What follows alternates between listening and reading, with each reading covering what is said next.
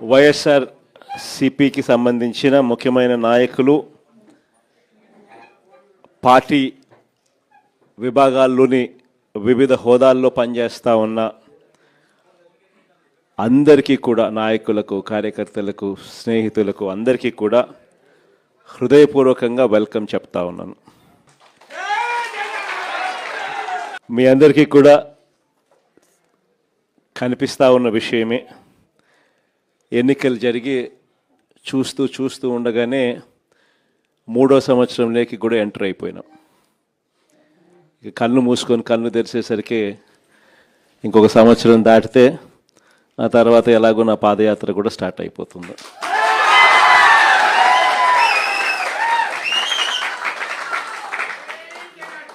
కళ్ళు మూసుకొని కళ్ళు తెరిచేసరికి ఈ 2 ఏళ్ళు కూడా ఇట్టే ముగిసిపోతాయి. చూస్తా 3వ ఏడాది కూడా వేగంగా గడిచిపోతూ ఉన్న పరిస్థితులు కూడా చూస్తూ ఉన్నాం. ఈ క్రమంలో ప్రతి ఇంట్లో కూడా ఇప్పటికే చర్చ మొదలైంది.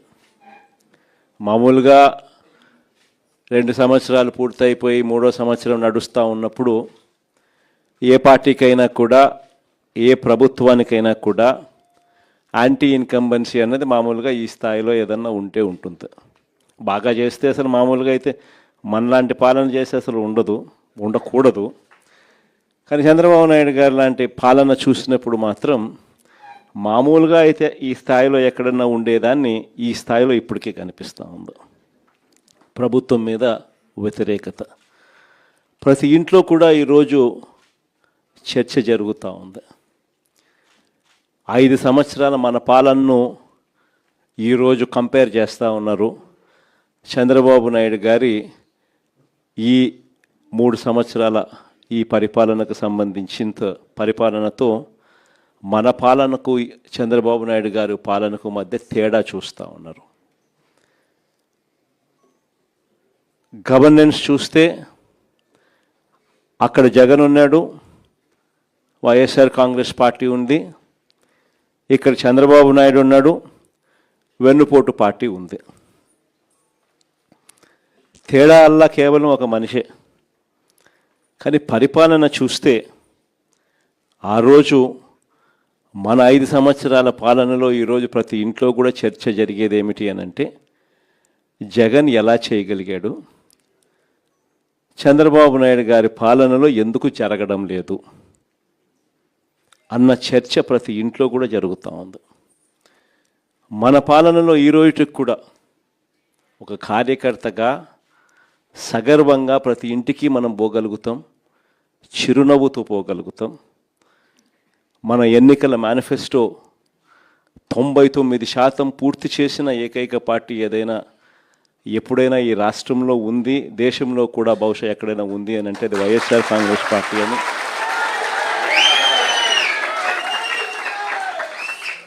సగర్వంగా చిరునవ్వుతో ప్రతి ఇంటికి వెళ్ళి మా పాలనలో ఇలా జరిగింది అని చెప్పి కూడా గొప్పగా మనం చెప్పుకోగలుగుతాం. ఈరోజు మన పాలనకు, చంద్రబాబు నాయుడు గారి పాలనకు తేడా ప్రతి ఇంట్లో కూడా కంటికి కనిపిస్తూ ఉంది. ఎవరైనా చంద్రబాబు నాయుడు గారిని అడిగితే రెడ్ బుక్ రాజ్యం, ప్రశ్నించే గొంతు మీద కేసులు, అక్రమ కేసులు, మామూలు కేసులు కూడా కాదు, అక్రమ కేసులు, అరెస్టులు రొటీన్గా సాగుతూ ఉన్నాయి. ఈ లెవెల్లో రొటీన్గా సాగుతూ ఉన్నాయి అని అంటే లా అండ్ ఆర్డర్ అనేది గాడి తప్పింది. ఎందుకనంటే ఎప్పుడైతే పోలీసులను నువ్వు ఈ మాదిరిగా ఉపయోగించుకోవడం మొదలు పెడతావు, అప్పుడు ఆటోమేటిక్లీ గాడ్ అనేది తప్పిపోతుంది. ఈరోజు గాడి ఏ స్థాయిలో గాడి తప్పిందో మీరంతా కూడా చూస్తూ ఉన్నారు. మీ రాజమండ్రిలోనే జరిగిన ఘటన చిన్న ఉదాహరణ చెప్తా. ప్రియాంక అని చెప్పి డాక్టర్ ప్రియాంక అని చెప్పి ఓ పోస్ట్ గ్రాడ్యుయేట్ స్టూడెంట్ కళ్ళ ముందర కనిపిస్తూ ఉంది. సోషల్ మీడియాలో వీడియోస్ చూస్తే, వైరల్ అవుతూ ఉన్నాయి వీడియోస్ చూస్తే నిజంగా బాధ అనిపిస్తుంది. తాగిన మైకంలో, మత్తులో, అది మరి గాంజాయా లేకపోతే మద్యమా ఏమో కానీ ఆ మత్తులో గుద్దడం, ఒకసారి కూడా కాదు, గుద్దిన తర్వాత మళ్ళీ మళ్ళీ గుద్దుకుంటూ వెళ్ళిపోవడం. అటువంటి వాళ్ళ మీద చంద్రబాబు నాయుడు గారు గవర్నమెంట్లో ఏం కేసు పెట్టినారు? సరైన సెక్షన్లలో కేసులు కూడా పెట్టే కార్యక్రమం కూడా జరగల. చివరికి ఆ పాప నాన్న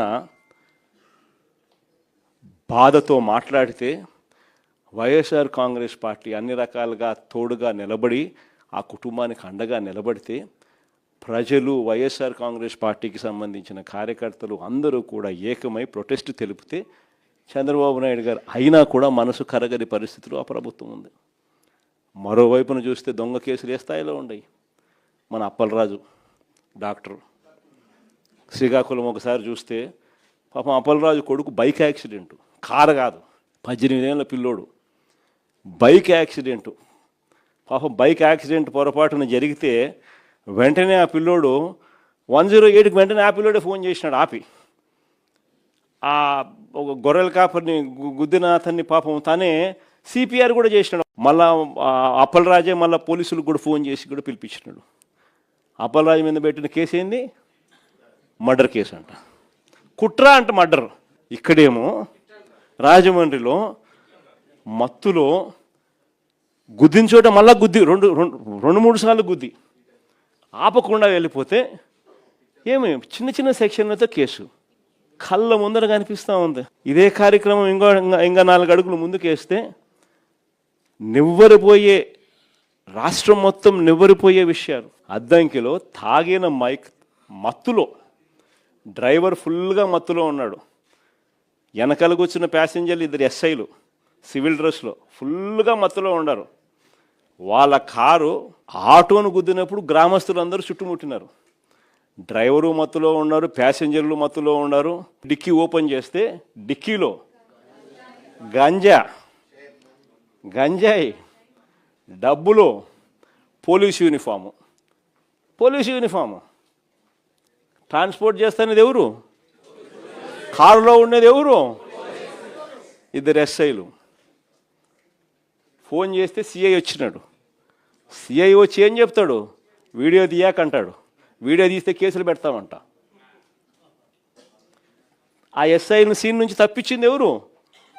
తెలుగుదేశం పార్టీకి సంబంధించిన నాయకులు, వాళ్ళ కారు.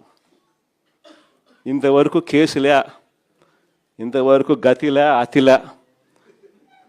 కేసే లేదు, గతి లేదు, అతి లేదు. అసలు ఇది జరిగింది అన్నది కూడా ప్రజలు మర్చిపోవాలా అని చెప్పి ఆలోచనతో దాన్ని పక్కదోవ పట్టించే కార్యక్రమాలు కళ్ళ ముందర కనిపిస్తూ ఉంది. రాష్ట్రంలో జరుగుతూ ఉన్న ఘటన. నిన్ననేమోను తాడిపత్రిలో గోవా నుంచి లిక్కర్, 1 బాటలు కాదు, 2 బాటలు కాదు, లారీలు. దాని ముందు ఏం చూసినాం? తంబెల్లపల్లిలో తెలుగుదేశం పార్టీకి పోటీ చేసిన వ్యక్తి.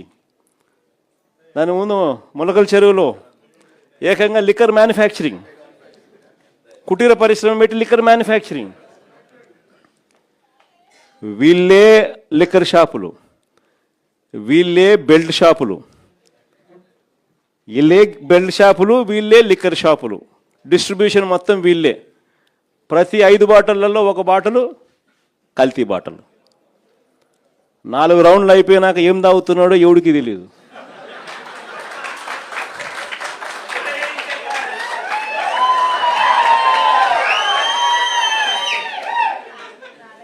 లిక్కర్ షాప్ పక్కనే పర్మిట్ రూము, లిక్కర్ షాప్ పక్కనే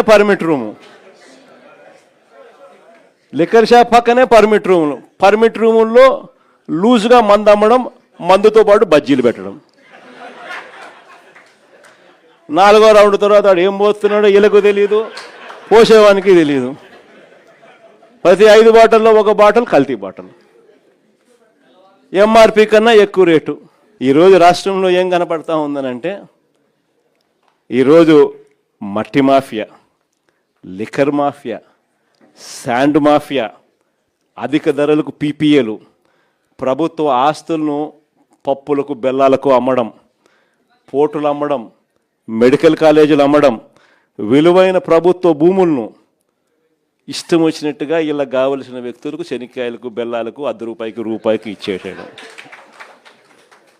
అమరావతిలో చూస్తే స్క్వేర్ ఫీట్ కట్టడానికి స్క్వేర్ ఫీట్ అడుక్కు 20,000 రూపాయల పైన, స్క్వేర్ ఫీటు 20,000 రూపాయల పైన. అదే హైదరాబాద్లోనూ బెంగళూరులోనూ చెన్నైలోనూ 5 స్టార్ సదుపాయాలతో ఉన్న రెసిడెన్షియల్ కాంప్లెక్స్ అపార్ట్మెంట్ కట్టాలన్నా 4,500 రూపాయలు, మహా అయితే 5,000 కట్టడానికి అయ్యే ఖర్చు. ఈడ అమరావతిలో ఇసుక ఫ్రీ, రాయితీలు, 20,000 రూపాయలు కాస్ట్ ఆఫ్ కన్స్ట్రక్షన్. అంటే లూటీ అన్నది ఏ స్థాయిలో జరుగుతుందని చెప్పడానికి ఇవన్నీ కూడా ఎగ్జాంపుల్స్. ఇవి కాకేమంటున్నాడు ఇప్పుడు కొత్తగా పీపీపీ పేరుతో దోచేయడం అంట. ఏందంట, హాస్పిటల్ అంట పీపీపీ అంట, త్రాగునీరంట పీపీపీ అంట, ఆర్టీసీ అంట పీపీపీ అంట, చెత్త ఎత్తడం కూడా ఇక మీదట ప్రైవేట్ వాళ్ళకే అంట. అంటే ఇంక అన్ని ప్రైవేట్ వాళ్ళకంట. అంటే లంచాలు తీసుకోవడము, అన్నీ అమ్మేసేయడము. చంద్రబాబు నాయుడు గారి పాలనలో సంపద సృష్టి అంటే దాని అర్థం గవర్నమెంట్ ఆస్తులన్నీ శనక్కాయలకు బెల్లాలకు అమ్మడము. రైతుల గురించి కనీసం పట్టించుకునే నాతులు లేడు.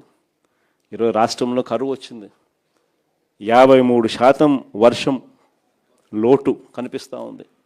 ఎక్కడ చూసినా అదే కనిపిస్తూ ఉంది. ఉత్తరాంధ్ర చూసినా అంతే, సెంట్రల్ ఆంధ్ర చూసినా అంతే, రాయలసీమ చూసినా అంతే, ఎక్కడ చూసినా కూడా ఇదే కనిపిస్తూ ఉంది. ఏ రైతులకు గిట్టుబాటు ధర రాని పరిస్థితి. కనీసం ఈ మాదిరిగా లోటు వర్షపాతం నమోదవుతూ ఉన్నా కూడా ఎక్కడా కూడా ఆల్టర్నేట్ విత్తనాలు ఇచ్చిన పరిస్థితి లేదు. ఉచిత పంటల బీమా ఈయన దగ్గరుండి తీసేసినాడు. ఇన్పుట్ సబ్సిడీ సమయానికే ఇచ్చే ఇన్పుట్ సబ్సిడీ మన ప్రభుత్వ హయాంలోనే సీజన్ ముగిసేలోగానే ఇచ్చే ఇన్పుట్ సబ్సిడీ తీసేసినాడు. ఆర్బీకేలు నిర్వీర్యం, ఈ క్రాప్ నిర్వీర్యం, రైతులకు 0 వడ్డీ పథకం 0. చివరికి ఏ స్థాయిలో వీళ్ళకు ప్లానింగ్ అనేది లేకుండా చేస్తూ ఉన్నారనంటే, శ్రీశైలంలో ఎఫ్ఆర్ఎల్ ఫుల్ రిజర్వాయర్ లెవెల్ 878 అడుగులు పైన ఉంటేనే నువ్వు పోతిరెడ్డిపాడు ద్వారా రాయలసీమకు నీళ్ళు ఇవ్వగలుగుతాం, ఫుల్ డిశ్చార్జ్ డ్రా చేయగలుగుతాం 44,000 క్యూసెక్స్. 878 అడుగులు శ్రీశైలంలో ఉంది, కానీ రాయలసీమకు నీళ్ళు ఇవ్వడంలా. పక్కన తెలంగాణ పవర్ హౌస్లో నుంచి power generation, Andhra power generation. Telangana వాళ్ళు 800 అడుగుల్లో నుంచి పంపు కూడా చేస్తున్నారు నీళ్ళు, భీమా, నెట్టంపాడు, కోయిల్ సాగర్. రాయలసీమకు మాత్రం నీళ్ళు ఇవ్వడంలా. 878 అడుగుల నుంచి వీళ్ళు లెఫ్ట్ రైట్ సెంటర్ కిందికి నీళ్ళు కొడతా ఉంటే, ఆ నీళ్లు 878 అడుగుల నుంచి కిందికి వచ్చేస్తే ఆ తర్వాత నువ్వు ఎలాగో రాయలసీమకు నీళ్ళు ఇవ్వలేవు, ఇవ్వాలనుకున్నా ఇవ్వలేవు. ఎందుకంటే ఆ లెవెల్ ఉంటేనే నీళ్ళు ఇవ్వగలుగుతాం. రాయలసీమ లిఫ్ట్కి ఏమో ఈయన వ్యతిరేకము. అసలు ప్లానింగ్ అనేది లేదు. రైతులు అనేది ఏమవుతున్నారు అనేది చీకు చింత లేదు. కేసీ కెనాల్, తెలుగు గంగ మొత్తం వేసుకున్న పంటలంతా కూడా నష్టపోతున్నారు. నీళ్ళు పరిస్థితులు కనపడతా ఉన్నా కూడా పట్టించుకునే నాతులు లేడు. ఫస్ట్ అంతా ఏమన్నాడు, ఈయనంతకి ఈయనే పంటలు ఏమని చెప్పినాడు. ఇదే కృష్ణా జిల్లాలో కూడా అన్ని చోట్ల రైతులందరూ 40% పెట్టుబడి పెట్టి నారుమడులు వేసి ఫర్టిలైజర్ చల్లి 40% పెట్టుబడి పెట్టిన తర్వాత ఇప్పుడేమంటాడు, ఇప్పుడు ఉచిత పంటల బీమా లేదు, మరోవైపు ఏమో నేను నీళ్ళు ఇవ్వను అంటాడు. రైతులకి ఏమైనా చేస్తున్నావా అంటే ఏమి చేయడు. రాష్ట్రంలో ఇది పరిస్థితి.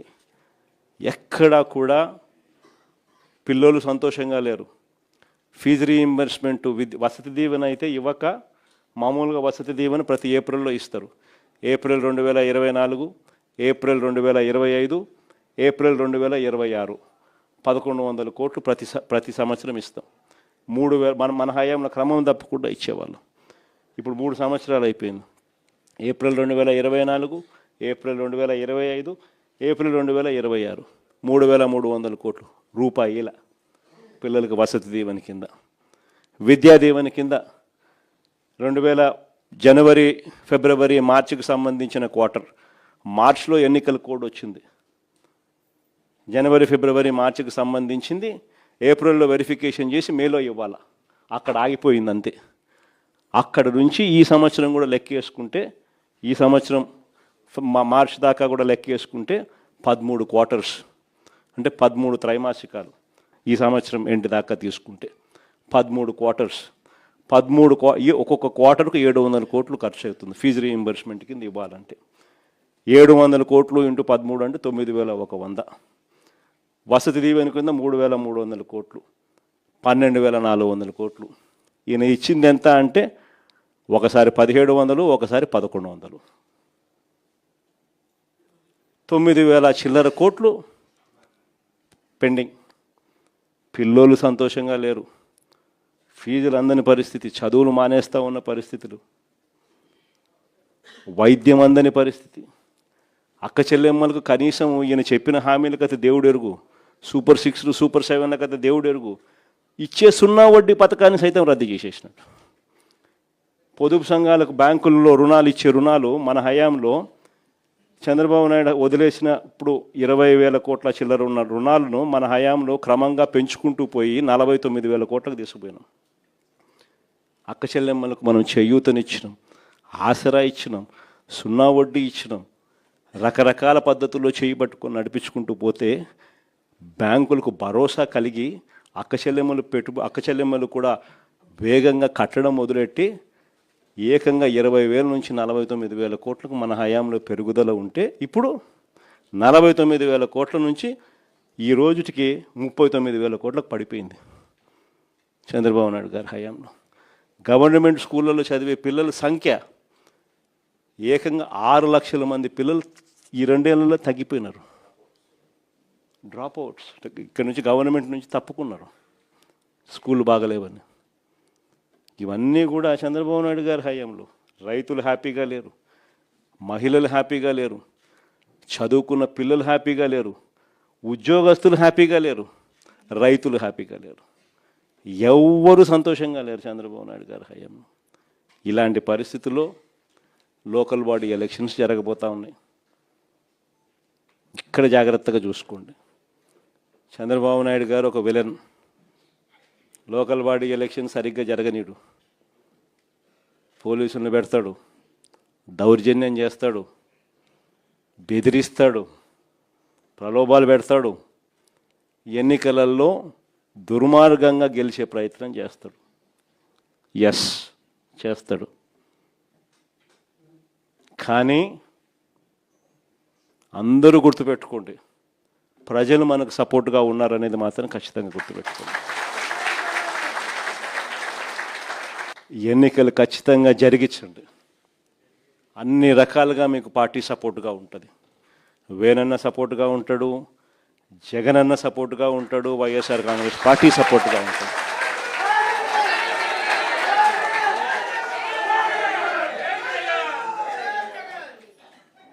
గెలుపు ఓటమిలు వాళ్ళు ఏ రకంగా మేనేజ్ చేసినా, ఏ రకంగా ఒత్తిడి తీసుకొచ్చినా, ఏ రకంగా పోలీసులను పెట్టుకొని ఏం చేసినా కూడా యుద్ధం మాత్రం జరగాలి.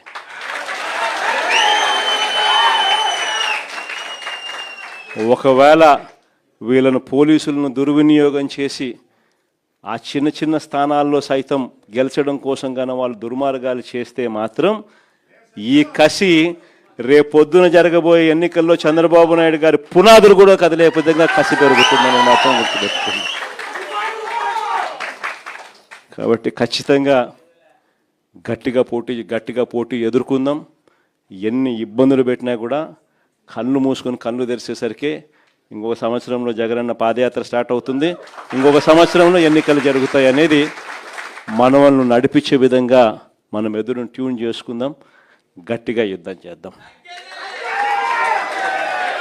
చంద్రబాబు నాయుడు ప్రజలకు చేసింది ఏమీ లేదు. ప్రజలకు చేసింది చంద్రబాబు నాయుడు గారి పాలనలో ఈ వెన్నుపోటు పార్టీ ప్రజలకు చేసింది ఒకటి వెన్నుపోటు పొడవడం తప్ప ఇంకా చేసింది ఏమీ లేదు. కాబట్టి ఖచ్చితంగా గెలుస్తాము.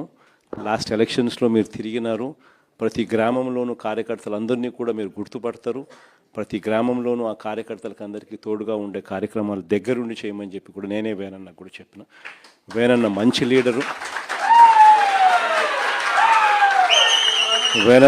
లీడరు, మీ భుజస్కంధాల మీద వేనన్నను గెలిపించే బాధ్యత కూడా మీ భుజస్కంధాల మీదనే పెడతా ఉన్నాను.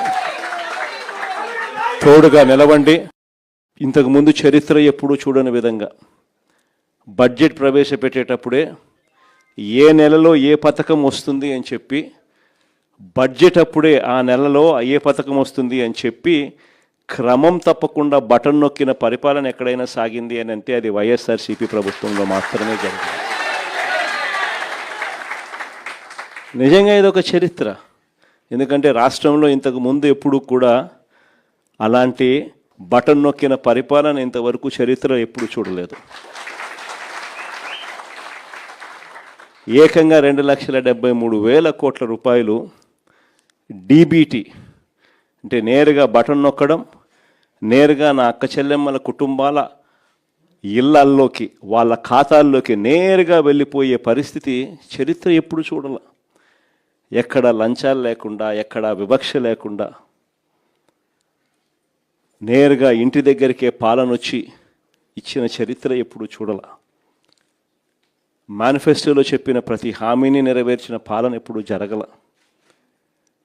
విద్య, వైద్యం, వ్యవసాయం, మహిళా సాధికారత, సుపరిపాలన, లా అండ్ ఆర్డర్లో కూడా దిశ లాంటి చట్టాలు, ప్రతి గ్రామంలోనూ ఒక మహిళా కానిస్టేబుల్ ప్రతి సచివాలయంలో ఉండడం, ఇవన్నీ కూడా చరిత్ర చూడని విషయాలు.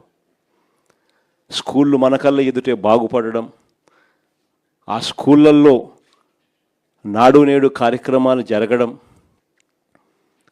ఇంగ్లీష్ మీడియం గవర్నమెంట్ స్కూళ్ళలోకి రావడం, 3వ తరగతి నుంచే టోఫుల్ ఒక పీరియడ్గా పిల్లలకు ఇంగ్లీష్లో తర్ఫీదిస్తూ చేర్చడం, 6వ తరగతి నుంచి క్లాస్ రూమ్లన్నీ డిజిటలైజ్ కావడం, ప్రతి టెక్స్ట్ బుక్ ఒక పేజ్ తెలుగు ఉంటే మరో page English, bilingual text books రావడం,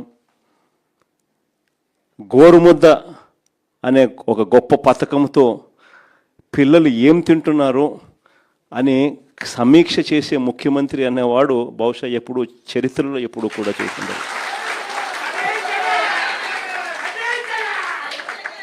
8వ తరగతికి వచ్చేసరికి పిల్లల చేతుల్లో ట్యాబులు చరిత్రలో ఎప్పుడు కూడా ఇంతకు ముందెవడు చూసిండరు. ఆ రకంగా విద్యారంగాన్ని విప్లవాత్మక దిశగా మార్పులు వేస్తూ ఇంగ్లీష్ మీడియం సిబిఎస్ఈఏ కాదు, ఏకంగా ఐబీ సిలబస్, ఐబీ వాళ్ళని తీసుకొని వచ్చి మన రాష్ట్ర ప్రభుత్వంతో పనిచేయిస్తూ ప్రతి సంవత్సరం ఒక క్లాస్ యాడ్ చేసేట్టుగా 2025 మొదటి class, 2026 second class, 2027 third class, ఇలా పెంచుకుంటూ 2035 ఐబీ సిలబస్. ఏకంగా మన రాష్ట్ర పిల్లలు 10th క్లాస్ ఎగ్జామ్ 2035లో రాసేట్టుగా అడుగులు పడ్డ పరిస్థితి కూడా ఇంతకు ముందు ఎప్పుడైనా జరిగింది అని అంటే అదొక వైఎస్ఆర్సీపీ ప్రభుత్వ హయాంలో. ఇవన్నీ ఎప్పుడు చరిత్రలో ఎప్పుడు చూడని మార్పులు. విద్యారంగం అయితేనేమి, వైద్య రంగం అయితేనేమి, ఆరోగ్యశ్రీ ప్రొసీజర్లను మనం రాకమునుపు 1000 ప్రొసీజర్లు కూడా సరిగ్గా లేవు. మనం వచ్చిన తర్వాత ఆరోగ్యశ్రీ పరిధిని 3,300 ప్రొసీజర్లకు తీసుకొని పోయినాం. మనం వచ్చిన తర్వాత ఆరోగ్యశ్రీ లిమిట్ను 25 లక్షల దాకా పేదలకు ఉచిత వైద్యం అందించే విధంగా లిమిట్స్ని పెంచినాం. మనం వచ్చిన తర్వాత 17 మెడికల్ కాలేజీలు గవర్నమెంట్ రంగంలో కట్టడానికి వేగంగా అడుగులు పడ్డ పరిస్థితులు. మనం వచ్చిన తర్వాత నాడు నేడు కార్యక్రమంతో గవర్నమెంట్ హాస్పిటల్ రూపురేఖలు మారిన పరిస్థితులు కూడా మన హయాంలోనే. మనం వచ్చిన తర్వాతనే మొట్టమొదటిసారిగా గ్రామాలలో విలేజ్ క్లినిక్ అన్నది దర్శనమిచ్చింది కూడా మనం వచ్చిన తర్వాతనే. మనం వచ్చిన తర్వాతనే మొట్టమొదటిసారిగా పిహెచ్సిలలో ప్రతి మండలానికి 2 పిహెచ్సిలు పెట్టి, ఆ ప్రతి పిహెచ్సిలోనూ ఇద్దరు డాక్టర్లను పెట్టి, ఆ ప్రతి పిహెచ్సికి ఒక 104 అంబులెన్స్ ఇచ్చి, ఆ ప్రతి డాక్టర్కు ఆ మండలాన్ని 4-5 గ్రామాలకు కేటాయించి, ఒక డాక్టర్ పిహెచ్సిలో కూర్చుంటే మరో డాక్టర్ ఆ పిహెచ్సిలో ఉన్న 104 వాహనం ఎక్కి తనకు కేటాయించిన ఆ గ్రామానికి మాత్రమే పోయేట్టుగా చేసి, మండలంలో ఉన్న 2 పిహెచ్సిలు, మండలంలో ఉన్న 4 పిహెచ్సిలో ఉన్న డాక్టర్లకు ప్రతి డాక్టర్కు 4 గ్రామాలు కేటాయించి ఫ్యామిలీ డాక్టర్ కాన్సెప్ట్ అనేది క్రియేట్ చేసి ఒక డాక్టర్ పిహెచ్సిలో కూర్చుంటాడు, మరో డాక్టర్ 104 అంబులెన్స్ ఎక్కి ఆ గ్రామానికి పోతాడు. పోయి అక్కడ ఉన్న విలేజ్ క్లినిక్ను ఉపయోగించి ఫ్యామిలీ డాక్టర్ అన్న కాన్సెప్ట్తో ప్రతి డాక్టర్ను గ్రామాలకు పంపించిన చరిత్ర కూడా ఎప్పుడైనా జరిగింది అని అంటే అది ఒక వైఎస్ఆర్సీపీ హయాంలో.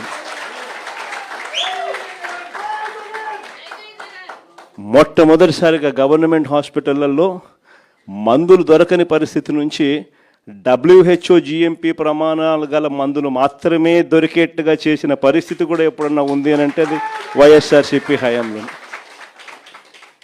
చరిత్ర చూడని విషయాలు ఇవన్నీ. ఒక ఫ్యామిలీ డాక్టర్ కానీ, విలేజ్ క్లినిక్లు కానీ, ఆరోగ్య సురక్ష కానీ, ఆరోగ్యశ్రీ లిమిట్స్ పెంచడం కానీ, ఇవన్నీ చరిత్రలో ఎప్పుడు జరగని విషయాలు. మొట్టమొదటిసారిగా గ్రామాలలోనే ఆర్బీకే, గ్రామాలలోనే సచివాలయాలు, ఆ ఆర్బీకే పరిధిలో ప్రతి ఎకరా, ఆ గ్రామంలో ఉన్న ప్రతి ఎకరా ఈ క్రాప్, ఆ గ్రామంలోనే ఆ ఆర్బీకేలోనే అగ్రికల్చరల్ గ్రాడ్యుయేట్, అగ్రికల్చర్ అసిస్టెంట్గా రైతును చేయి పట్టుకుని నడిపించేందుకు ఆ ఆర్బీకేలో కూర్చోవడం, ఆ గ్రామంలో వేసిన ప్రతి పంటలకు ఒక ఆర్బీకేలో బోర్డు పెట్టి గిట్టుబాటు ధరలు ఇవి అని చెప్పి ఆ బోర్డు మీద మినిమం గిట్టుబాటు ధరలు అని చెప్పి బోర్డు పెట్టి రాయించడం. ఎక్కడైనా గిట్టుబాటు ధర రాకపోతే ఆ గ్రామంలో వెంటనే ఆర్బీకే అసిస్టెంటు సీఎం యాప్ ద్వారా, అంటే continuous monitoring of agricultural price and procurement, CM యాప్ను యాక్టివేట్ చేస్తే joint collector, joint managing director of Markfed వెంటనే ఇన్వాల్వ్ అయ్యేవాడు. జాయింట్ కలెక్టర్ ఆ హోదాలో, ఆ ఆర్బీకే పరిధిలో ఏ రైతుకైతే గిట్టుబాటు ధర రావడం లేదో, ఏ పంటకైతే గిట్టుబాటు ధర రావడం లేదో వెంటనే జాయింట్ కలెక్టర్ అక్కడ ఇన్వాల్వ్ అయ్యి ఆ గ్రామంలో కొనుగోలు చేసి మార్కెట్లో పోటీతనం పెంచేవాడు. ఏకంగా మార్కెట్ ఇంటర్వెన్షన్ ఫండ్ కింద మన 5 సంవత్సరాలలో 7,800 కోట్లు ఖర్చు చేసి ప్రతి రైతుకు మొక్కాన చిరునవ్వును చూస్తూ గిట్టుబాటు ధరలు కల్పించిన ప్రభుత్వం మన ప్రభుత్వం. ఇప్పుడు చూడని మార్పులు ఇవన్నీ. గ్రామంలోనే మన ముందరనే సచివాలయం, మన గ్రామంలోనే 10 మంది పిల్లలు అక్కడే పనిచేస్తూ చిక్కటి చిరునవ్వుతో రిసీవింగ్, మన గ్రామంలోనే 60 ఇళ్ళకు ఒక వాలంటీర్, మన గ్రామంలో ఇంటికే నేరుగా వెళ్ళి సహాయం అందించే పరిస్థితులు, ఇవన్నీ ఎప్పుడు చరిత్రలో చూడాల. గవర్నమెంట్ సహాయం చేసేది ఏదైనా కూడా లంచాలు లేకుండా సహాయం జరుగుతుందా అబ్బా గవర్నమెంట్లో అనేది జరుగుతుంది అని చెప్పి నిజ నిర్ధారణ చేసినది ఎప్పుడైనా జరిగింది అని అంటే అదొక వైఎస్ఆర్సీపీ ప్రభుత్వ హయాంలో. మన 5 ఏళ్ల పాలన ఆ మాదిరిగా జరిగితే చంద్రబాబు నాయుడు గారు ఏమన్నాడు ఎలక్షన్లప్పుడు? జగన్ ఇచ్చేదానికన్నా 3 ఇంతలు ఎక్కువ.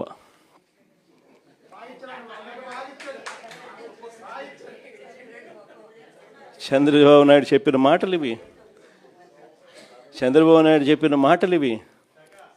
జగన్ అమ్మఒడి కింద ఎంతమంది పిల్లలున్నా 15,000 ఇచ్చేది. నేను అలా కాదు, చంద్రబాబు నాయుడు అన్న మాటలు, ఎంతమంది పిల్లలుంటే అంతమందికి 15,000 అన్నాడు. అంటే జగన్ 15,000 ఇస్తే ఈయన నీకు 15,000, నీకు 15,000, నీకు 15,000 అన్నాడు. అందరితో అయిపోలా. జగన్ చేయూత కింద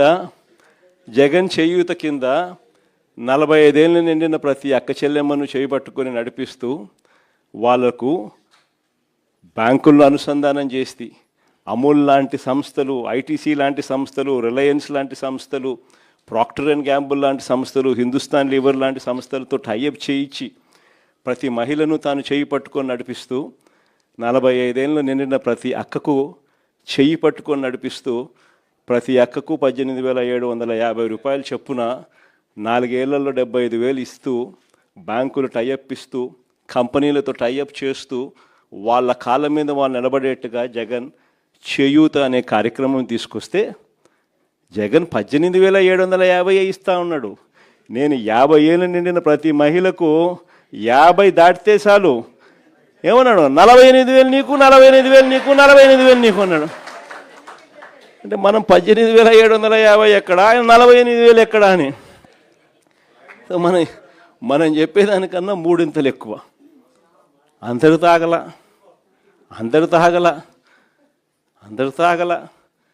18 ఏళ్ళు నిండిన ఏ మహిళకైనా కూడా 18 ఏళ్ళు నిండిన ఏ మహిళకైనా కూడా ఏమన్నాడు, నీకు 18,000 నీకు 18,000 నీకు 18,000 నీకు 18,000 అన్నాడు.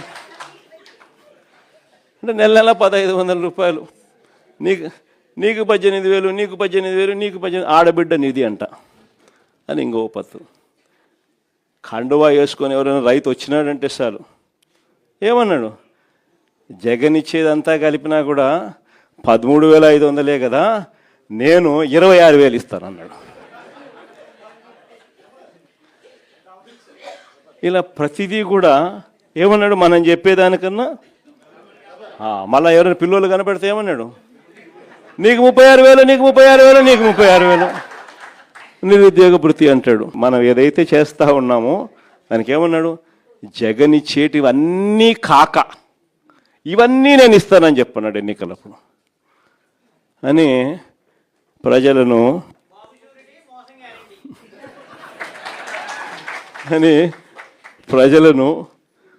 ప్రజలకి ఏం చేసినాడు, ఇంటింటికి పంపించినాడు. తనను, తన కార్యకర్తలను, తన ఎమ్మెల్యే క్యాండిడేట్లను, తాను మనుషులను ఏమని పంపించినాడు, తాను తన ఫోటో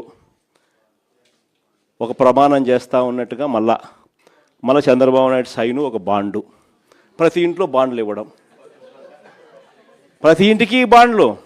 మీ ఇంట్లో ఎంతమంది పిల్లలు ఉన్నారమ్మా, ఒకరా ఇద్దరా ముగ్గురా, నీకు 36,000 36,000 36,000 ఇద్దమ్మా బాండు. మీ ఇంట్లో రైతులు ఉన్నారమ్మా, అయితే ఆయనకు అమ్మా 26,000 ఇదమ్మా బాండు. మీ ఇంట్లో చిన్నమ్మలు పెద్దమ్మలు ఉండారమ్మా, వాళ్ళకు 18,000 అమ్మా, నువ్వు వాళ్ళకు బాండు. మీ ఇంట్లో 50 ఏళ్ళు నిండిన మీ అత్తమ్మ ఉందమ్మా, అవి 48,000 అమ్మా, ఉండవు బాండు. సినిమా రిలీజ్ అమ్మా జూన్ 2024 అమ్మా అని బాండు. ఈ మాదిరిగా బాండ్లు ప్రతి ఇంటికి పంపించినాడు. మళ్ళా ఏంది ప్రమాణం, నేను పవన్ కళ్యాణ్ మేమిద్దరం పూర్తిగా ప్రమాణం చేస్తూ ఉన్నాం. ఏమని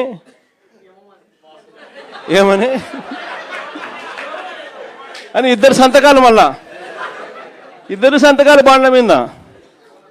ఏమని, జూన్ 2024 మా సినిమా రిలీజ్ అవుతుంది, మీ అందరికీ మీ ఇంటికాడికి ఇవన్నీ బాండ్లో చెప్పినవన్నీ మీకు పంపిస్తూ ఉన్నాను అని బాండ్లు ఇచ్చి మేనిఫెస్టో కాపీ పెట్టి ప్రతి ఇంటికి పంపించి, జగన్ చేసేటివన్నీ కాక ఇవన్నీ మేము ఎక్స్ట్రా చేస్తామమ్మా, మేము సూపర్ 6 సూపర్ 7లు చెప్తా ఉన్నామమ్మా అని ఇవన్నీ చెప్పుకొచ్చినారు.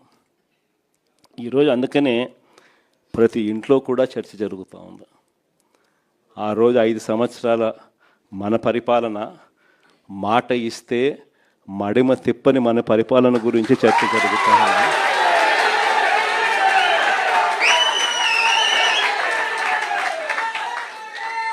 చంద్రబాబు చేసిన మోసం గురించి కూడా చర్చ జరుగుతూ ఉంది. వెన్నుపోటు పార్టీ అని చంద్రబాబు నాయుడు పార్టీకి ప్రజలే నామకరణం కూడా చేశారు. ఎందుకంటే చేసేదే ఇదే.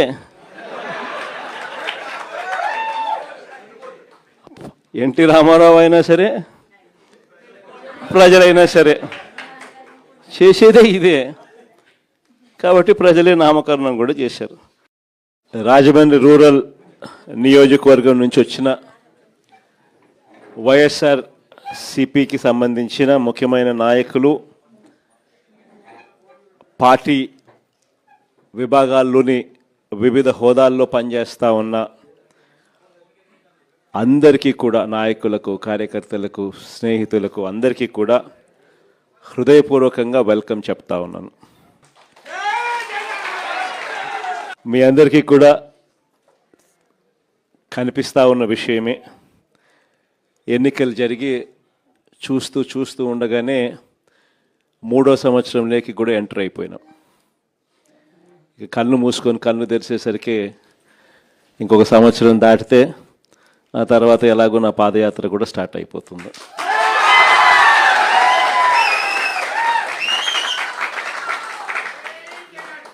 కళ్ళు మూసుకొని కళ్ళు తెరిచేసరికి ఈ 2 ఏళ్ళు కూడా ఇట్టే ముగిసిపోతాయి. చూస్తా చూస్తా 3వ ఏడాది కూడా వేగంగా గడిచిపోతూ ఉన్న పరిస్థితులు కూడా చూస్తూ ఉన్నాం. ఈ క్రమంలో ప్రతి ఇంట్లో కూడా ఇప్పటికే చర్చ మొదలైంది.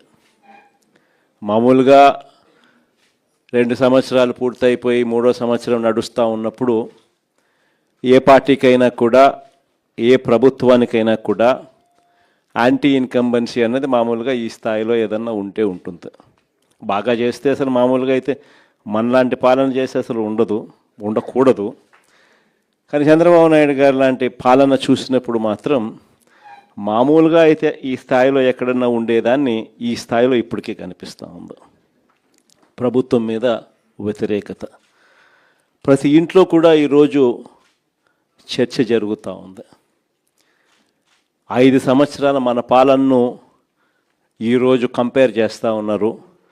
చంద్రబాబు నాయుడు గారి ఈ 3 సంవత్సరాల ఈ పరిపాలనకు సంబంధించిన పరిపాలనతో మన పాలనకు చంద్రబాబు నాయుడు గారి పాలనకు మధ్య తేడా చూస్తూ ఉన్నారు.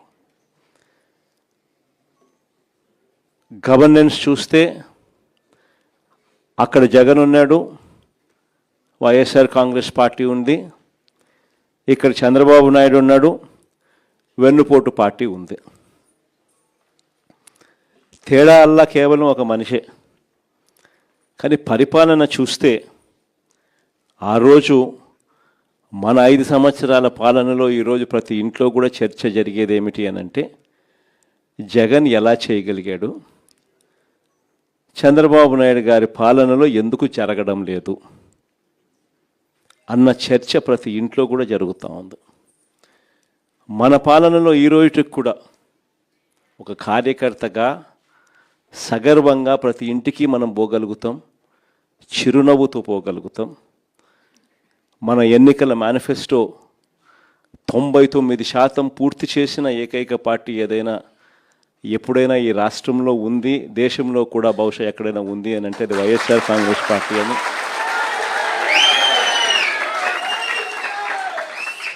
సగర్వంగా చిరునవ్వుతో ప్రతి ఇంటికి వెళ్ళి మా పాలనలో ఇలా జరిగింది అని చెప్పి కూడా గొప్పగా మనం చెప్పుకోగలుగుతాం. ఈరోజు మన పాలనకు చంద్రబాబు నాయుడు గారి పాలనకు తేడా ప్రతి ఇంట్లో కూడా కంటికి కనిపిస్తూ ఉంది. ఎవరైనా చంద్రబాబు నాయుడు గారిని అడిగితే రెడ్ బుక్ రాజ్యం, ప్రశ్నించే గొంతు మీద కేసులు, అక్రమ కేసులు, మామూలు కేసులు కూడా కాదు, అక్రమ కేసులు, అరెస్టులు రొటీన్గా సాగుతూ ఉన్నాయి. ఈ లెవెల్లో రొటీన్గా సాగుతూ ఉన్నాయి అని అంటే లా అండ్ ఆర్డర్ అనేది గాడి తప్పింది. ఎందుకనంటే ఎప్పుడైతే పోలీసులను నువ్వు ఈ మాదిరిగా ఉపయోగించుకోవడం మొదలు పెడతావు అప్పుడు ఆటోమేటిక్లీ గాడ్ అనేది తప్పిపోతుంది. ఈరోజు ఏ స్థాయిలో గాడి తప్పిందో మీరంతా కూడా చూస్తూ ఉన్నారు. మీ రాజమండ్రిలోనే జరిగిన ఘటన చిన్న ఉదాహరణ చెప్తా. ప్రియాంక అని చెప్పి డాక్టర్ ప్రియాంక అని చెప్పి ఓ పోస్ట్ గ్రాడ్యుయేట్ స్టూడెంట్ కళ్ళ ముందర కనిపిస్తూ ఉంది. సోషల్ మీడియాలో వీడియోస్ చూస్తే వైరల్ అవుతూ ఉన్నాయి. వీడియోస్ చూస్తే నిజంగా బాధ అనిపిస్తుంది. తాగిన మైకంలో మత్తులో, అది మరి గాంజాయా లేకపోతే మద్యమా ఏమో కానీ ఆ మత్తులో గుద్దడం ఒకసారి కూడా కాదు, గుద్దిన తర్వాత మళ్ళీ గుద్దుకుంటూ వెళ్ళిపోవడం. అటువంటి వాళ్ళ మీద చంద్రబాబు నాయుడు గారి గవర్నమెంట్లో ఏం కేసు పెట్టినారు? సరైన సెక్షన్లలో కేసులు కూడా పెట్టే కార్యక్రమం కూడా జరగల. చివరికి ఆ పాప నాన్న బాధతో మాట్లాడితే వైఎస్ఆర్ కాంగ్రెస్ పార్టీ అన్ని రకాలుగా తోడుగా నిలబడి ఆ కుటుంబానికి అండగా నిలబడితే ప్రజలు వైఎస్ఆర్ కాంగ్రెస్ పార్టీకి సంబంధించిన కార్యకర్తలు అందరూ కూడా ఏకమై ప్రొటెస్ట్ తెలిపితే చంద్రబాబు నాయుడు గారు అయినా కూడా మనసు కరగని పరిస్థితిలో ఆ ప్రభుత్వం ఉంది. మరోవైపున చూస్తే దొంగ కేసులు ఏ స్థాయిలో ఉన్నాయి. మన అప్పలరాజు డాక్టర్ శ్రీకాకుళం ఒకసారి చూస్తే పాపం అప్పలరాజు కొడుకు బైక్ యాక్సిడెంటు, కారు కాదు, 18 ఏళ్ళ పిల్లోడు, బైక్ యాక్సిడెంటు. పాపం బైక్ యాక్సిడెంట్ పొరపాటున జరిగితే వెంటనే ఆ పిల్లోడు 108కి వెంటనే ఆ పిల్లోడే ఫోన్ చేసినాడు. ఆపి ఆ ఒక గొర్రెల కాపరిని గుద్దిన అతన్ని పాపం తనే సిపిఆర్ కూడా చేసినాడు. మళ్ళా అప్పలరాజే మళ్ళీ పోలీసులకు కూడా ఫోన్ చేసి కూడా పిలిపించినాడు. అప్పలరాజు మీద పెట్టిన కేసు ఏంది? మర్డర్ కేసు అంట, కుట్ర అంట మర్డర్. ఇక్కడేమో రాజమండ్రిలో మత్తులో గుద్దిన చోట మళ్ళా గుద్ది రెండు మూడు సార్లు గుద్ది ఆపకుండా వెళ్ళిపోతే ఏమి చిన్న చిన్న సెక్షన్లతో కేసు కళ్ళ ముందర కనిపిస్తూ ఉంది. ఇదే కార్యక్రమం ఇంకా 4 అడుగులు ముందుకేస్తే నివ్వరిపోయే, రాష్ట్రం మొత్తం నివ్వరిపోయే విషయాలు. అద్దంకిలో తాగిన మత్తులో డ్రైవర్ ఫుల్గా మత్తులో ఉన్నాడు, వెనకాల కూర్చున్న ప్యాసింజర్లు 2 ఎస్ఐలు సివిల్ డ్రెస్లో ఫుల్గా మత్తులో ఉన్నారు. వాళ్ళ కారు ఆటోను గుద్దినప్పుడు గ్రామస్తులందరూ చుట్టుముట్టినారు. డ్రైవరు మత్తులో ఉన్నారు, ప్యాసింజర్లు మత్తులో ఉన్నారు. డిక్కీ ఓపెన్ చేస్తే డిక్కీలో గంజాయి, డబ్బులు, పోలీసు యూనిఫాము. ట్రాన్స్పోర్ట్ చేస్తున్నది ఎవరు? కారులో ఉండేది ఎవరు? 2 ఎస్ఐలు. ఫోన్ చేస్తే సిఐ వచ్చినాడు. సిఐ వచ్చి ఏం చెప్తాడు? వీడియో తీయాకంటాడు. వీడియో తీస్తే కేసులు పెడతామంట. ఆ ఎస్ఐను సీన్ నుంచి తప్పించింది ఎవరు? తెలుగుదేశం పార్టీకి సంబంధించిన నాయకులు, వాళ్ళ కారు. ఇంతవరకు కేసులే, ఇంతవరకు గతిలే, అతిలే. కేసే లేదు, గతి లేదు, అతి లేదు. అసలు ఇది జరిగింది అన్నది కూడా ప్రజలు మర్చిపోవాలా అని చెప్పి ఆలోచనతో దాన్ని పక్కదోవ పట్టించే కార్యక్రమాలు కళ్ళ ముందర కనిపిస్తూ ఉంది. రాష్ట్రంలో జరుగుతూ ఉన్న ఘటన. నిన్ననేమోను తాడిపత్రిలో గోవా నుంచి లిక్కర్, 1 బాటలు కాదు, 2 బాటలు కాదు, లారీలు. దాని ముందు ఏం చూసినాం? తంబెల్లపల్లిలో తెలుగుదేశం పార్టీకి పోటీ చేసిన వ్యక్తి, దాని ముందు మొలకల చెరువులో ఏకంగా లిక్కర్ మ్యానుఫ్యాక్చరింగ్, కుటీర పరిశ్రమ పెట్టి లిక్కర్ మ్యానుఫ్యాక్చరింగ్. వీళ్ళే లిక్కర్ షాపులు, వీళ్ళే బెల్ట్ షాపులు, వీళ్ళే లిక్కర్ షాపులు. డిస్ట్రిబ్యూషన్ మొత్తం వీళ్ళే. ప్రతి 5 బాటళ్లలో 1 బాటలు కల్తీ బాటలు. 4 రౌండ్లు అయిపోయినాక ఏం తాగుతున్నాడో ఎవడికి తెలియదు.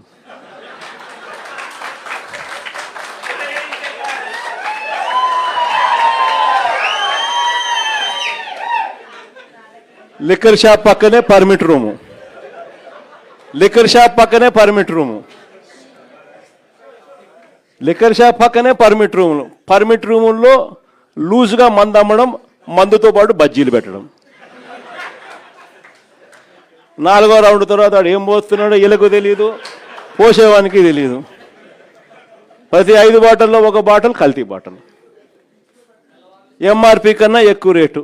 ఈరోజు రాష్ట్రంలో ఏం కనపడతా ఉందనంటే, ఈరోజు మట్టి mafia, liquor mafia, sand mafia, అధిక ధరలకు పీపీఏలు, ప్రభుత్వ ఆస్తులను పప్పులకు బెల్లాలకు అమ్మడం, పోర్టులు అమ్మడం, మెడికల్ కాలేజీలు అమ్మడం, విలువైన ప్రభుత్వ భూములను ఇష్టం వచ్చినట్టుగా ఇలా కావలసిన వ్యక్తులకు శనక్కాయలకు, బెల్లాలకు ₹1 ఇచ్చేసేయడం.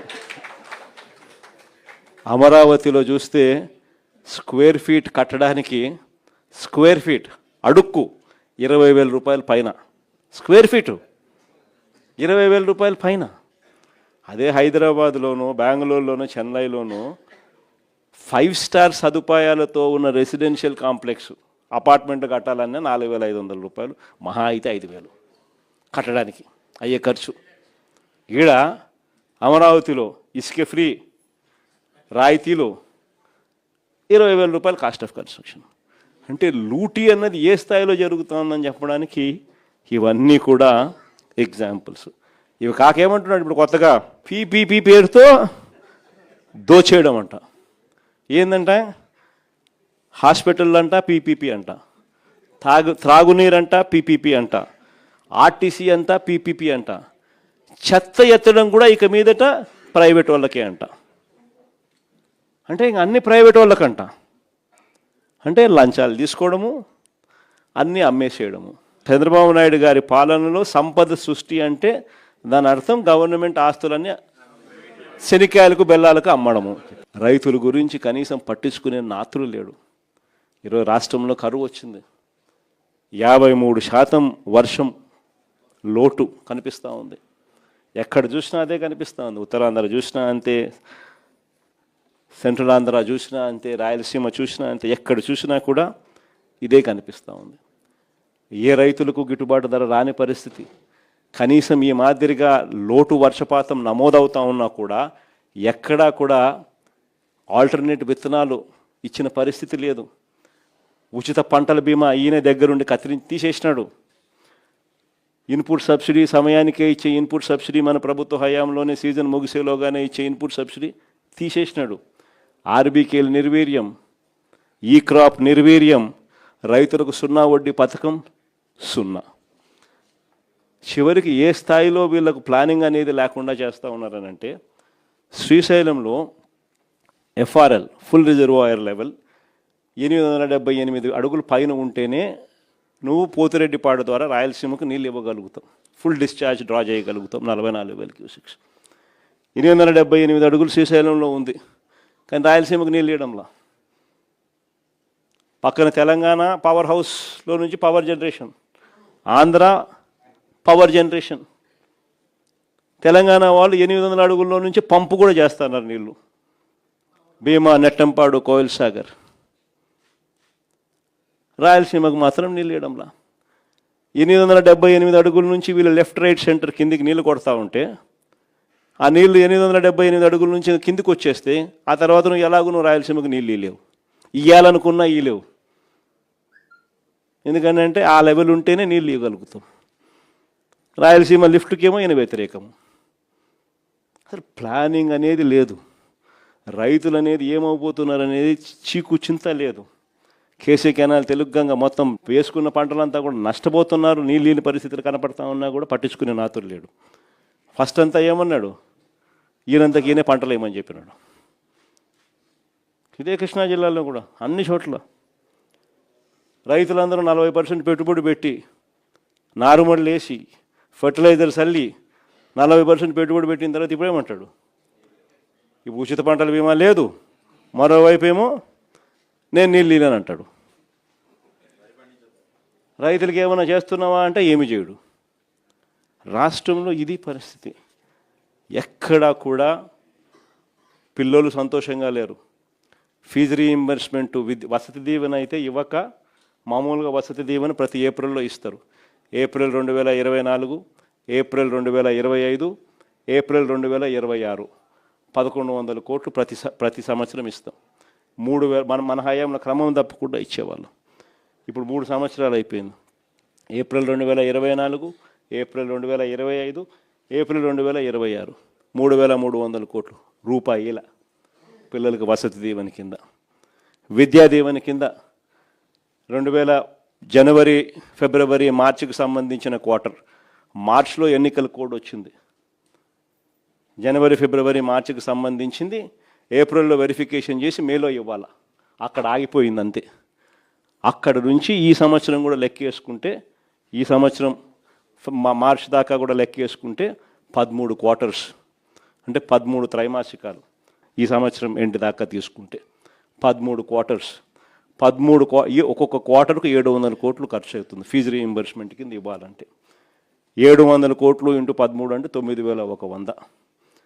వసతి దీవెన కింద 3,300 కోట్లు, 12,400 కోట్లు. ఈయన ఇచ్చింది ఎంత అంటే ఒకసారి 1,700, ఒకసారి 1,100.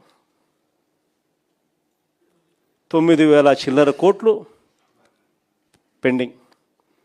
పిల్లోళ్ళు సంతోషంగా లేరు. ఫీజులు అందని పరిస్థితి, చదువులు మానేస్తూ ఉన్న పరిస్థితులు, వైద్యం అందని పరిస్థితి. అక్క చెల్లెమ్మలకు కనీసం ఈయన చెప్పిన హామీలు కథ దేవుడు ఎరుగు, సూపర్ 6 సూపర్ 7 కథ దేవుడు ఎరుగు, ఇచ్చే 0 వడ్డీ పథకాన్ని సైతం రద్దు చేసేసినట్టు. పొదుపు సంఘాలకు బ్యాంకుల్లో రుణాలు ఇచ్చే రుణాలు మన హయాంలో చంద్రబాబు నాయుడు వదిలేసిన ఇప్పుడు 20,000 కోట్ల చిల్లర ఉన్న రుణాలను మన హయాంలో క్రమంగా పెంచుకుంటూ పోయి 49,000 కోట్లకు తీసుకుపోయినాం. అక్క చెల్లెమ్మలకు మనం చేయూతనిచ్చినాం, ఆసరా ఇచ్చినాం, 0 వడ్డీ ఇచ్చినాం. రకరకాల పద్ధతుల్లో చేయబట్టుకొని నడిపించుకుంటూ పోతే బ్యాంకులకు భరోసా కలిగి అక్క చెల్లెమ్మలు కూడా వేగంగా కట్టడం మొదలెట్టి ఏకంగా 20,000 నుంచి 49,000 కోట్లకు మన హయాంలో పెరుగుదల ఉంటే ఇప్పుడు 49,000 కోట్ల నుంచి ఈ రోజుకి 39,000 కోట్లకు పడిపోయింది చంద్రబాబు నాయుడు గారి హయాంలో. గవర్నమెంట్ స్కూళ్ళలో చదివే పిల్లల సంఖ్య ఏకంగా 6 లక్షల మంది పిల్లలు ఈ 2 ఏళ్లలో తగ్గిపోయినారు. డ్రాప్అవుట్స్, ఇక్కడ నుంచి గవర్నమెంట్ నుంచి తప్పుకున్నారు స్కూల్ బాగలేవని. ఇవన్నీ కూడా చంద్రబాబు నాయుడు గారి హయాంలో. రైతులు హ్యాపీగా లేరు, మహిళలు హ్యాపీగా లేరు, చదువుకున్న పిల్లలు హ్యాపీగా లేరు, ఉద్యోగస్తులు హ్యాపీగా లేరు, రైతులు హ్యాపీగా లేరు, ఎవ్వరూ సంతోషంగా లేరు చంద్రబాబు నాయుడు గారి హయాంలో. ఇలాంటి పరిస్థితుల్లో లోకల్ బాడీ ఎలక్షన్స్ జరగబోతూ ఉన్నాయి. ఇక్కడ జాగ్రత్తగా చూసుకోండి. చంద్రబాబు నాయుడు గారు ఒక విలన్. లోకల్ బాడీ ఎలక్షన్ సరిగ్గా జరగనీడు, పోలీసులను పెడతాడు, దౌర్జన్యం చేస్తాడు, బెదిరిస్తాడు, ప్రలోభాలు పెడతాడు, ఎన్నికలలో దుర్మార్గంగా గెలిచే ప్రయత్నం చేస్తాడు. ఎస్, చేస్తాడు. కానీ అందరూ గుర్తుపెట్టుకోండి, ప్రజలు మనకు సపోర్ట్గా ఉన్నారనేది మాత్రం ఖచ్చితంగా గుర్తుపెట్టుకోండి. ఎన్నికలు ఖచ్చితంగా జరిగించండి. అన్ని రకాలుగా మీకు పార్టీ సపోర్ట్గా ఉంటుంది. వేనన్న సపోర్ట్గా ఉంటాడు, జగనన్న సపోర్ట్గా ఉంటాడు, వైఎస్ఆర్ కాంగ్రెస్ పార్టీ సపోర్ట్గా ఉంటుంది.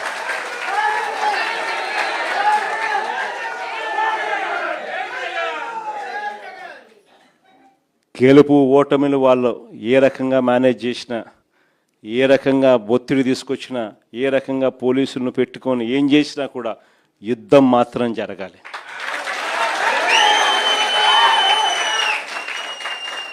ఒకవేళ వీళ్ళను పోలీసులను దుర్వినియోగం చేసి ఆ చిన్న చిన్న స్థానాల్లో సైతం గెలిచడం కోసం గాన వాళ్ళు దుర్మార్గాలు చేస్తే మాత్రం ఈ కసి రేపొద్దున జరగబోయే ఎన్నికల్లో చంద్రబాబు నాయుడు గారి పునాదులు కూడా కదిలే విధంగా కసి పెరుగుతుందని మాత్రం గుర్తుపెట్టుకుంది. కాబట్టి ఖచ్చితంగా గట్టిగా పోటీ ఎదుర్కొందాం. ఎన్ని ఇబ్బందులు పెట్టినా కూడా కళ్ళు మూసుకొని కళ్ళు తెరిచేసరికి ఇంకొక సంవత్సరంలో జగనన్న పాదయాత్ర స్టార్ట్ అవుతుంది, ఇంకొక సంవత్సరంలో ఎన్నికలు జరుగుతాయి అనేది మనల్ని నడిపించే విధంగా మనం ఎదురును ట్యూన్ చేసుకుందాం, గట్టిగా యుద్ధం చేద్దాం.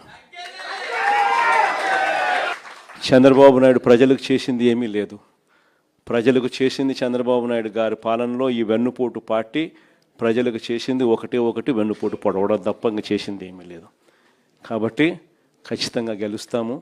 లాస్ట్ ఎలక్షన్స్లో మీరు తిరిగినారు, ప్రతి గ్రామంలోనూ కార్యకర్తలందరినీ కూడా మీరు గుర్తుపడతారు. ప్రతి గ్రామంలోనూ ఆ కార్యకర్తలకు అందరికీ తోడుగా ఉండే కార్యక్రమాలు దగ్గరుండి చేయమని చెప్పి కూడా నేనే వేనన్నకు కూడా చెప్పిన. వేనన్న మంచి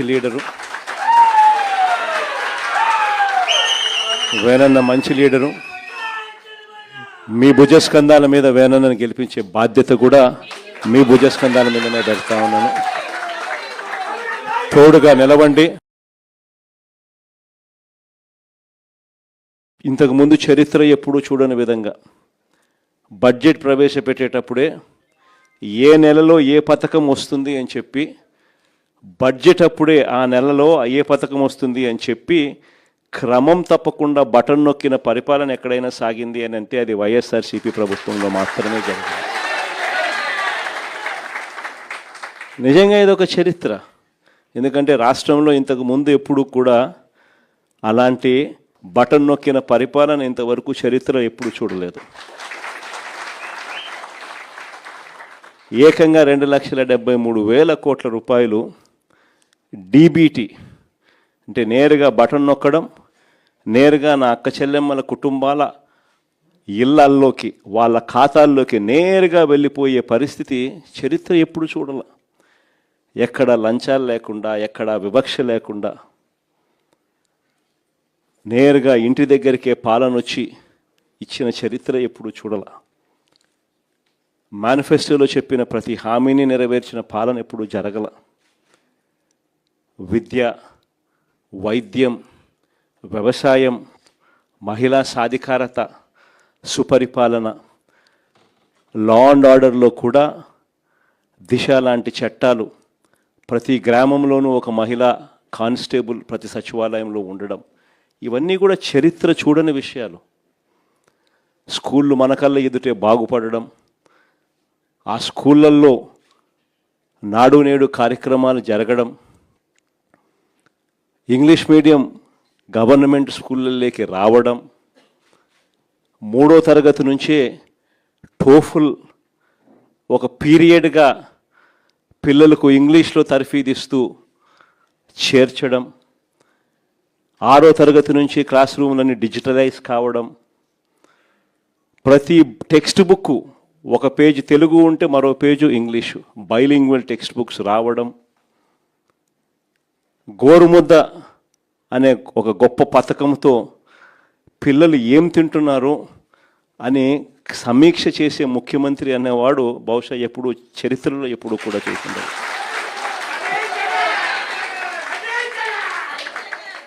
8వ తరగతికి వచ్చేసరికి పిల్లల చేతుల్లో ట్యాబులు చరిత్రలో ఎప్పుడు కూడా ఇంతకు ముందెవడు చూసిండరు.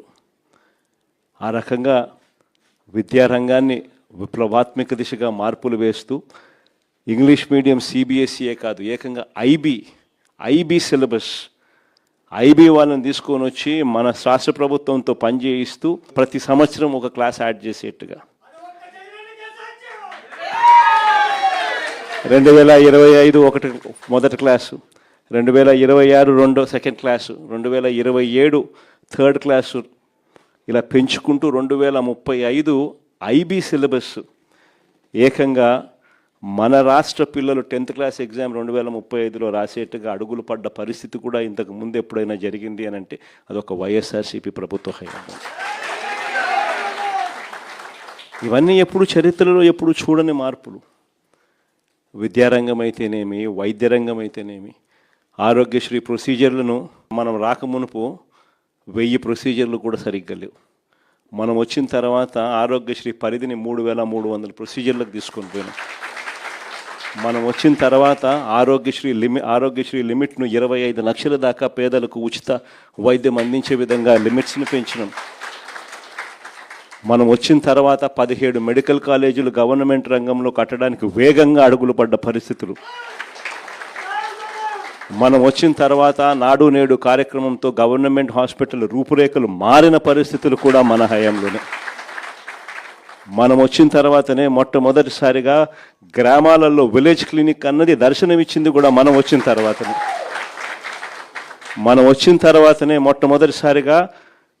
మొట్టమొదటిసారిగా పిహెచ్సిలలో ప్రతి మండలానికి 2 పిహెచ్సిలు పెట్టి, ఆ ప్రతి పిహెచ్సిలోనూ ఇద్దరు డాక్టర్లను పెట్టి, ఆ ప్రతి పిహెచ్సికి ఒక 104 అంబులెన్స్ ఇచ్చి, ఆ ప్రతి డాక్టర్కు ఆ మండలాన్ని 4-5 గ్రామాలకు కేటాయించి, ఒక డాక్టర్ పిహెచ్సిలో కూర్చుంటే మరో డాక్టర్ ఆ పిహెచ్సిలో ఉన్న 104 వాహనం ఎక్కి తనకు కేటాయించిన ఆ గ్రామానికి మాత్రమే పోయేట్టుగా చేసి, మండలంలో ఉన్న 2 పిహెచ్సిలు, మండలంలో ఉన్న 4 పిహెచ్సిలో ఉన్న డాక్టర్లకు ప్రతి డాక్టర్కు 4 గ్రామాలు కేటాయించి ఫ్యామిలీ డాక్టర్ కాన్సెప్ట్ అనేది క్రియేట్ చేసి, ఒక డాక్టర్ పిహెచ్సిలో కూర్చుంటాడు, మరో డాక్టర్ 104 అంబులెన్స్ ఎక్కి ఆ గ్రామానికి పోతాడు. పోయి అక్కడ ఉన్న విలేజ్ క్లినిక్ను ఉపయోగించి ఫ్యామిలీ డాక్టర్ అన్న కాన్సెప్ట్తో ప్రతి డాక్టర్ను గ్రామాలకు పంపించిన చరిత్ర కూడా ఎప్పుడైనా జరిగింది అని అంటే అది ఒక వైఎస్ఆర్సీపీ హయాంలో. మొట్టమొదటిసారిగా గవర్నమెంట్ హాస్పిటళ్లలో మందులు దొరకని పరిస్థితి నుంచి WHO GMP ప్రమాణాలు గల మందులు మాత్రమే దొరికేట్టుగా చేసిన పరిస్థితి కూడా ఎప్పుడన్నా ఉంది అని అంటే అది వైఎస్ఆర్సీపీ హయాంలో. చరిత్ర చూడని విషయాలు ఇవన్నీ. ఒక ఫ్యామిలీ డాక్టర్ కానీ, విలేజ్ క్లినిక్లు కానీ, ఆరోగ్య సురక్ష కానీ, ఆరోగ్యశ్రీ లిమిట్స్ పెంచడం కానీ, ఇవన్నీ చరిత్రలో ఎప్పుడు జరగని విషయాలు. మొట్టమొదటిసారిగా గ్రామాలలోనే ఆర్బీకే, గ్రామాలలోనే సచివాలయాలు, ఆ ఆర్బీకే పరిధిలో ప్రతి ఎకరా, ఆ గ్రామంలో ఉన్న ప్రతి ఎకరా ఈ క్రాప్, ఆ గ్రామంలోనే ఆ ఆర్బీకేలోనే అగ్రికల్చరల్ గ్రాడ్యుయేట్, అగ్రికల్చర్ అసిస్టెంట్గా రైతును చేయి పట్టుకుని నడిపించేందుకు ఆ ఆర్బీకేలో కూర్చోవడం, ఆ గ్రామంలో వేసిన ప్రతి పంటలకు ఒక ఆర్బీకేలో బోర్డు పెట్టి గిట్టుబాటు ధరలు ఇవి అని చెప్పి ఆ బోర్డు మీద మినిమం గిట్టుబాటు ధరలు అని చెప్పి బోర్డు పెట్టి రాయించడం. ఎక్కడైనా గిట్టుబాటు ధర రాకపోతే ఆ గ్రామంలో వెంటనే ఆర్బీకే అసిస్టెంటు సీఎం యాప్ ద్వారా, అంటే continuous monitoring of agricultural price and procurement, CM యాప్ను యాక్టివేట్ చేస్తే joint collector, joint managing director of Markfed వెంటనే ఇన్వాల్వ్ అయ్యేవాడు. జాయింట్ కలెక్టర్ ఆ హోదాలో, ఆ ఆర్బీకే పరిధిలో ఏ రైతుకైతే గిట్టుబాటు ధర రావడం లేదో, ఏ పంటకైతే గిట్టుబాటు ధర రావడం లేదో వెంటనే జాయింట్ కలెక్టర్ అక్కడ ఇన్వాల్వ్ అయ్యి ఆ గ్రామంలో కొనుగోలు చేసి మార్కెట్లో పోటీతనం పెంచేవాడు. ఏకంగా మార్కెట్ ఇంటర్వెన్షన్ ఫండ్ కింద మన 5 సంవత్సరాలలో 7,800 కోట్లు ఖర్చు చేసి ప్రతి రైతుకు మొక్కాన చిరునవ్వును చూస్తూ గిట్టుబాటు ధరలు కల్పించిన ప్రభుత్వం మన ప్రభుత్వం. ఇప్పుడు చూడని మార్పులు ఇవన్నీ. గ్రామంలోనే మన ముందరనే సచివాలయం, మన గ్రామంలోనే 10 మంది పిల్లలు అక్కడే పనిచేస్తూ చిక్కటి చిరునవ్వుతో రిసీవింగ్, మన గ్రామంలోనే 60 ఇళ్ళకు ఒక వాలంటీర్, మన గ్రామంలో ఇంటికే నేరుగా వెళ్ళి సహాయం అందించే పరిస్థితులు, ఇవన్నీ ఎప్పుడు చరిత్రలో చూడాల. గవర్నమెంట్ సహాయం చేసేది ఏదైనా కూడా లంచాలు లేకుండా సహాయం జరుగుతుందా అబ్బా గవర్నమెంట్లో అనేది జరుగుతుంది అని చెప్పి నిజ నిర్ధారణ చేసినది ఎప్పుడైనా జరిగింది అని అంటే అదొక వైఎస్ఆర్సీపీ ప్రభుత్వ హయాంలో. మన 5 ఏళ్ల పాలన ఆ మాదిరిగా జరిగితే చంద్రబాబు నాయుడు గారు ఏమన్నాడు ఎలక్షన్లప్పుడు? జగన్ ఇచ్చేదానికన్నా 3 ఇంతలు ఎక్కువ.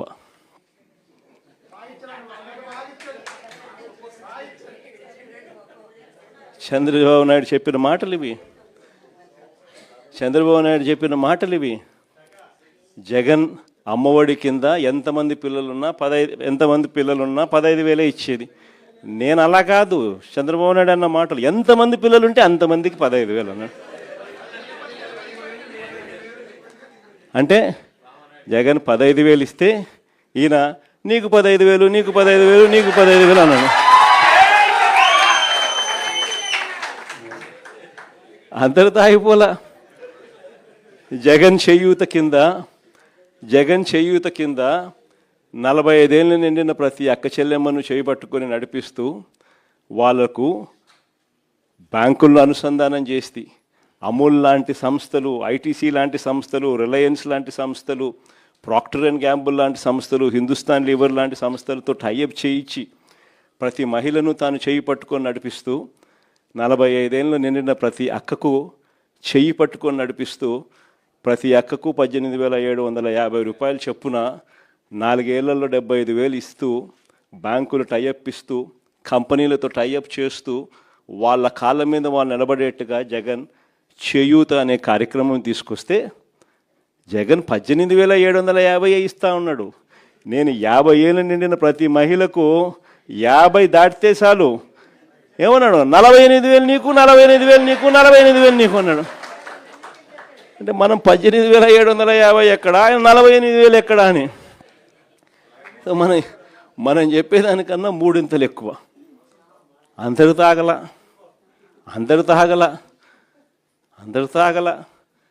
18 ఏళ్ళు నిండిన ఏ మహిళకైనా కూడా 18 ఏళ్ళు నిండిన ఏ మహిళకైనా కూడా ఏమన్నాడు, నీకు 18,000, నీకు 18,000, నీకు 18,000, నీకు 18,000 అన్నాడు.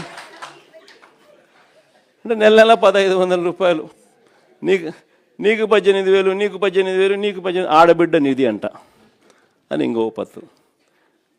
ఖండువా వేసుకొని ఎవరైనా రైతు వచ్చినాడంటే చాలు ఏమన్నాడు, జగన్ ఇచ్చేదంతా కలిపినా కూడా 13,500 కదా, నేను 26,000 ఇస్తాను అన్నాడు.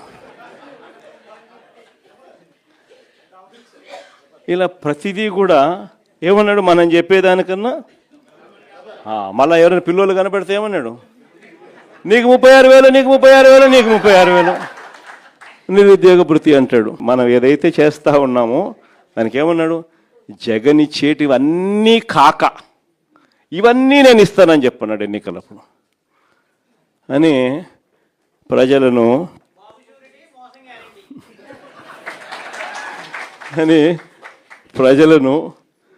ప్రజలకి ఏం చేసినాడు, ఇంటింటికి పంపించినాడు. తనను, తన కార్యకర్తలను, తన ఎమ్మెల్యే క్యాండిడేట్లను, తాను మనుషులను ఏమని పంపించినాడు, తాను తన ఫోటో ఒక ప్రమాణం చేస్తూ ఉన్నట్టుగా మళ్ళా చంద్రబాబు నాయుడు సైను ఒక బాండు, ప్రతి ఇంట్లో బాండ్లు ఇవ్వడం, ప్రతి ఇంటికి బాండ్లు. మీ ఇంట్లో ఎంతమంది పిల్లలు ఉన్నారమ్మా, ఒకరా, ఇద్దరా, ముగ్గురా, నీకు 36,000, 36,000, 36,000 ఇద్దమ్మా బాండు. మీ ఇంట్లో రైతులు ఉన్నారమ్మా, అయితే ఆయనకు అమ్మా 26,000 ఇదమ్మా బాండు. మీ ఇంట్లో చిన్నమ్మలు పెద్దమ్మలు ఉండారమ్మా, వాళ్ళకు 18,000 అమ్మా, వాళ్ళకు బాండు. మీ ఇంట్లో 50 ఏళ్ళు నిండిన మీ అత్తమ్మ ఉందమ్మా, అవి 48,000 అమ్మా ఉండే బాండు. సినిమా రిలీజ్ అమ్మా జూన్ 2024 అమ్మా అని బాండు. ఈ మాదిరిగా బాండ్లు ప్రతి ఇంటికి పంపించినాడు. మళ్ళా ఏంది ప్రమాణం, నేను పవన్ కళ్యాణ్ మేమిద్దరం పూర్తిగా ప్రమాణం చేస్తూ ఉన్నాం. ఏమని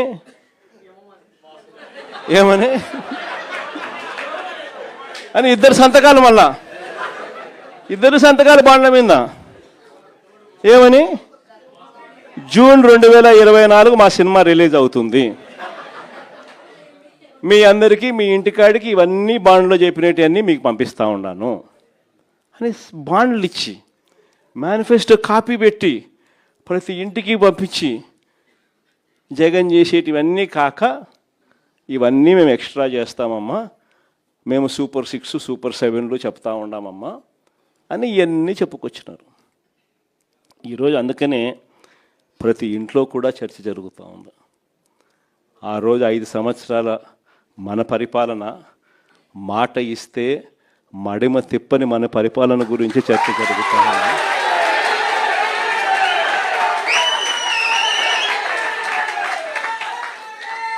చంద్రబాబు చేసిన మోసం గురించి కూడా చర్చ జరుగుతూ ఉంది.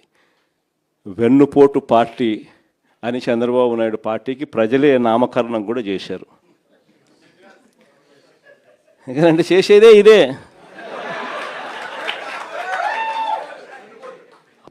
ఎన్టీ రామారావు అయినా సరే, ప్రజలైనా సరే చేసేదే ఇదే. కాబట్టి ప్రజలే నామకరణం కూడా చేశారు.